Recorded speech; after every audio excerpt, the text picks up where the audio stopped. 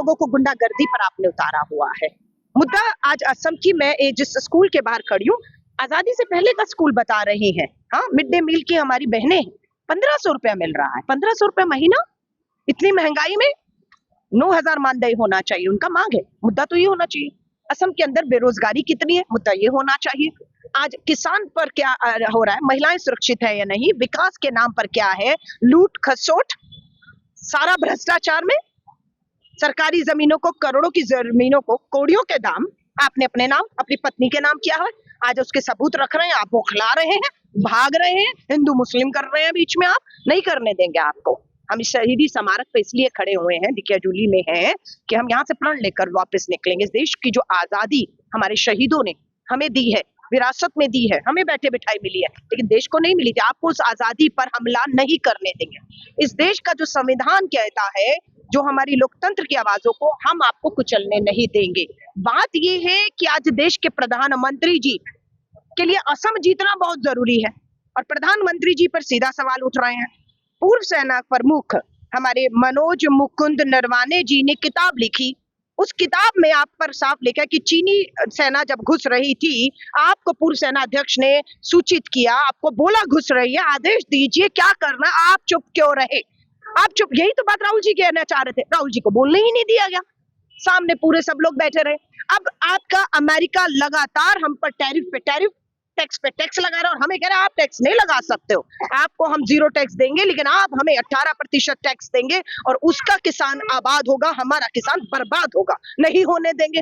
$500 billion का सामान America कह रहा है हमसे खरीदो, यानी कि हमारा पैसा $500 बिलियन अमेरिका के किसान को देंगे, उनका सामान हम खरीदेंगे, और यहाँ पर हमारे किसान का जो है सामान नहीं, उत्पादक नहीं, वहां का उत्पादन करेंगे। हम किसान को बर्बाद नहीं होने देंगे। तो अमेरिका के टैरिफ के दबाव में आ क्यों रहे हैं प्रधानमंत्री जी? क्यों इनकी अमेरिका की शर्तों को मान रहे हैं? पता लगा एप्स्टीन फाइल्स खुल रही हैं। क्या है एप्स्टीन फाइल?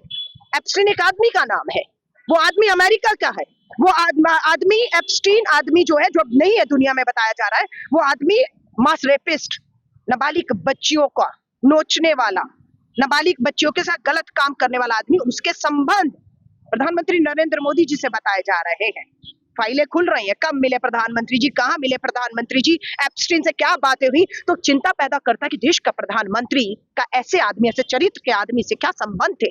और आज उनकी तस्वीरें, उनकी बातें एप्स्टीन अमेरिका की संसद में बाकायदा खोली जा रही हैं। इसलिए डर गए हैं प्रधानमंत्री, इसलिए अमेरिका के दबाव में आकर नाजायज मांगों को मान रहे हैं। हम किससे तेल खरीदेंगे, ये कौन तय करेगा? ये भारत तय करेगा। तुम कौन होते हो तय करने वाले?